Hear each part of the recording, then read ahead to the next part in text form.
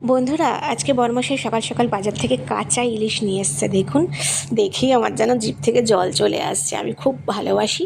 তো যাই হোক, আজকে ইলিশটা সম্পূর্ণ কাঁচা করব বলে মশলা দিয়ে মাখিয়ে রেখেছি।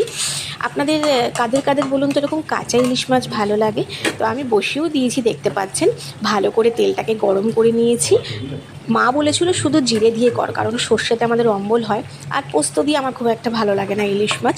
তবু আমি জিরে, কাঁচা লঙ্কা আর পোস্তকে ভালো করে পেস্ট করে নিয়েছিলাম।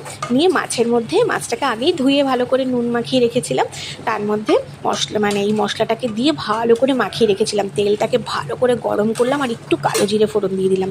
দিয়ে দেখতেই পাচ্ছেন তেলের মধ্যে পুরো মাছটাকে আলতোভাবে বসিয়ে দিয়েছি। খুব ভয় ভয় করছিল, কারণ কাঁচা ইলিশ রান্না করতে আমার কিন্তু প্রচুর ভয় লাগে যে ভেঙে না যায়।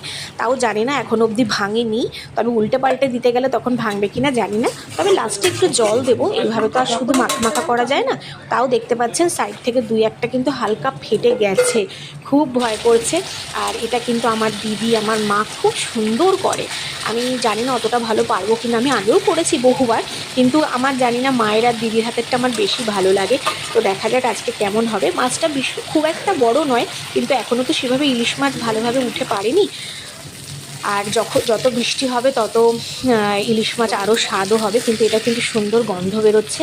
এবার আমি একটু উল্টে পাল্টে নেবো। দেখতেই পাচ্ছেন একটা সাইড কিন্তু হয়ে গেছে আর গায়ে থেকে পুরো তেল ছেড়ে দিয়েছে। এবার আমি অল্প সামান্য পরিমাণ জল দিয়ে দেবো। তো জল দিয়ে কিন্তু ওঠানামা নাড়াতে আমার খুব ভয় লাগছে। তো মাকে একটু ডেকে নিলাম। মা না হলে যেন কোনো সমস্যাই সমাধান হয় না। তো মা এসছে, মা একটু দেখবে চেকে কেমন হয়েছে। আমি বললাম, মা একটু দেখো তো নুন টুন ঠিক আছে কি না, আমার খুব ভয় লাগছে খেতে বসে যদি ভালো না হয়। মা বললো খুব সুন্দর হয়েছে। আর দেখতেই পাচ্ছেন হালকা একটু গায়ে একটু রস একটু থাকলে ভালো লাগে, তাহলে খেতেও একটু আনন্দ হয় সবার। তো আমার রান্না ডান, খুব সুন্দর হয়েছে। মা বললো নুন টুন সব ঠিক আছে। তো বন্ধুরা, আপনারা বাড়িতে কিন্তু অবশ্যই এইভাবে ট্রাই করবেন। আর ভিডিওটি ভালো লাগলে লাইক, কমেন্টস আর শেয়ার করবেন। টাটা।